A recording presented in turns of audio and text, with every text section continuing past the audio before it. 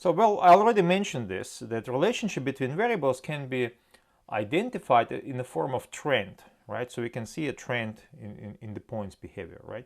So let's talk about these trends. And first of all, of course, we are going to use only the two-dimensional approach, the simplest approach. In the simplest approach, you remember that variables form Cartesian space, so every variable is an axis in this space, and then the measurements, the individual measurements, are points in this space, right? So this is the scatter plot, what we know as a scatter plot, right? And then let me show you several scatter plots. And if you remember people data, we talked about people data in the previous block number 1. The people data consists of 32 persons, some males, some females, some Scandinavians, some Mediterraneans, and then we have different like parameters or characteristics of this person's measured, right? So for example, if you look at the weight and height of the persons, this is the scatter plot that demonstrates weight and height, and color represents the gender. Okay, so what you can see is that you have a kind of trend, right? So it looks not actually like a linear trend, but if you think that you have females with a linear trend, and then you have males with a linear trend, and then you have one outlier, right? You can also, of course, think that this is just a linear trend like this, just a common linear trend with a certain discrepancy from, I mean, the points are sort of scattered around that, right? So we can see that this trend is pretty strong, right? And we can also see that it's a positive trend. So what it means? It means that if person is tall, this person is heavy, and vice versa, right? This is something we expect, of course, right? But now let's talk about, for example, other variables. Let's say income of person and age of person. You can also see a kind of trend here, right? And it's also a positive, and it's a kind of linear trend. You can also see it for beer and wine, but in this case the trend looks like this, right? You can probably not see it for the age and wine. So in this case, you can see points are just scattered randomly, right?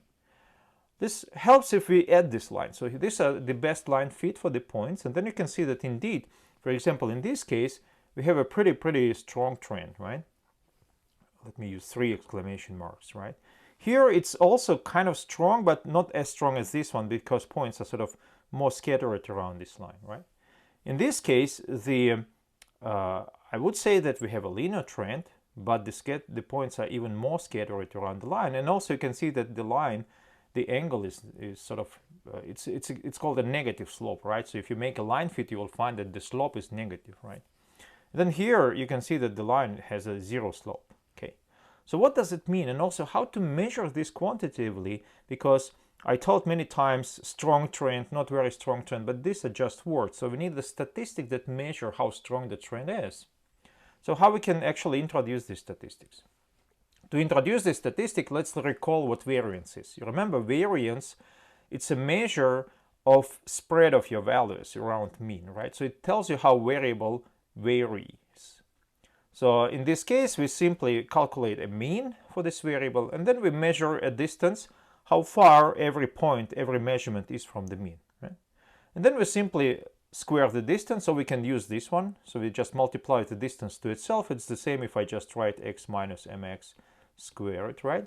So we simply take a squared distance, and then we take a sum of all squared distances for every point here. And then we simply divide this to degrees of freedom, to n minus 1. So this is a classic statistical variance. And variance, it's a measure of the spread, how far points actually go from the mean. Yeah? Now let me introduce covariance. Covariance is a very similar statistic. However, it measures another property. Instead of just one variable, we have 2, but still we have the same data point. So it means that we measure 2 properties of the same individuals. And then we measure distances. Let me show you the data first, and you can, if you look at these data points for the second case, for this case, you can see that the x values are sort of the same, right? So I just added another variable, y. Yeah? So the x values are still the same.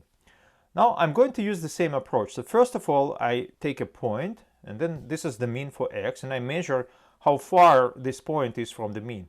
And this distance is absolutely the same as these distances I measured before, right? So this distance is the same, is identical. But now what I do, I also compute average for y, and I measure for the same point how far y coordinate is from the mean. Okay, so I have 2 distances for the same point.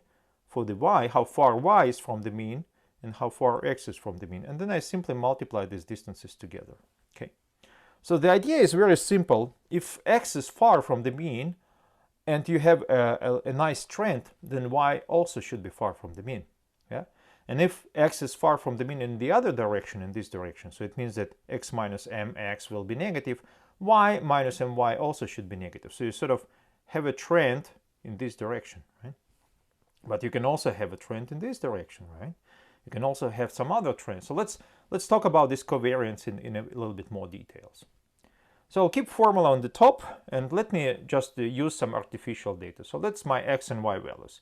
If you look at the table, you can see that, for example, we have a kind of trend. If x is large, y is also large.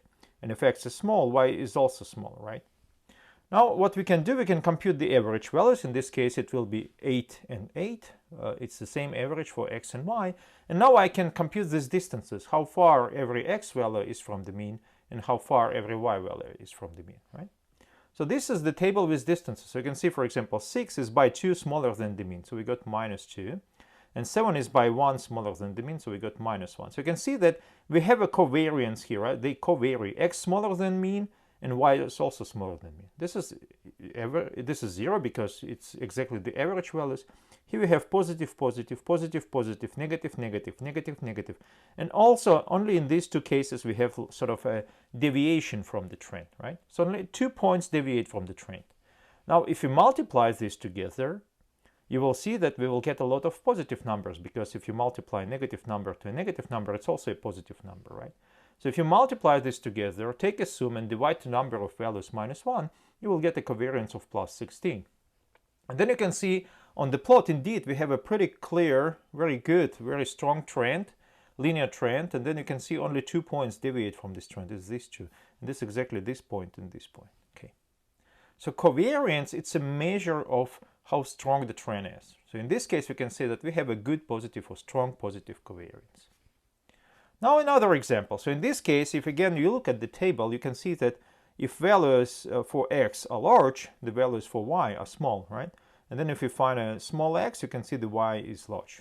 So it seems like we have a kind of opposite trend. The average values are still the same, so we can compute the distances. And then you can see, for example, this is negative, this is 0. Okay, this is positive, this is negative. So when you multiply it, it will be negative value. This is positive and negative. Again, result will be negative. Negative, negative, negative, negative. You can see that most of the points now share a negative trend. What it means? It means that when x is small, y is large and vice versa.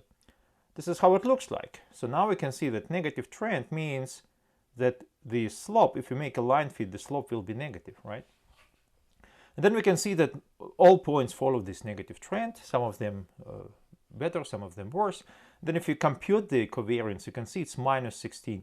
So the number is the same as we had before, it's 16, but the sign is negative now. So we can say that in this case, the data has as strong covariance as the previous case, but in this case, the covariance is negative. Yeah. Then finally, the last example. So in this case, I have another data set.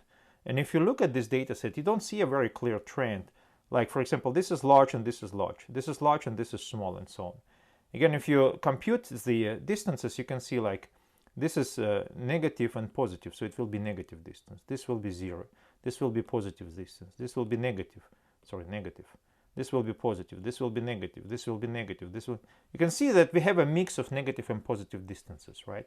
So, and if you look at the plot, you can see that this is sort of a mess. So you can see some points go in this trend, some points in this, some points in this direction, some points in this direction.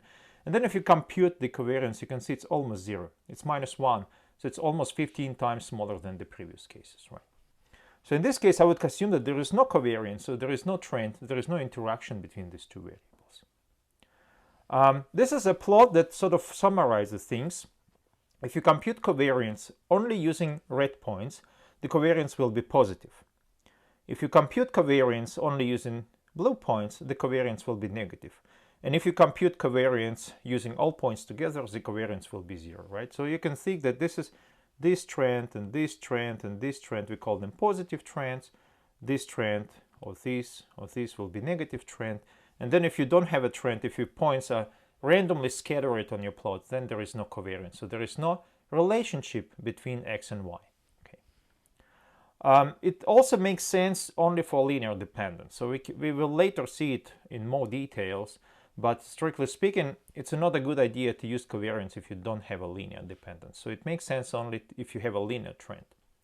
Also, we can prove it mathematically. I'm not going to do that, but you can prove it mathematically that the covariance is maximum when all points align on a straight line. So if you have a line, and then if points align exactly on a straight line, this will be the maximum covariance possible, although it does not depend on the slope of this line.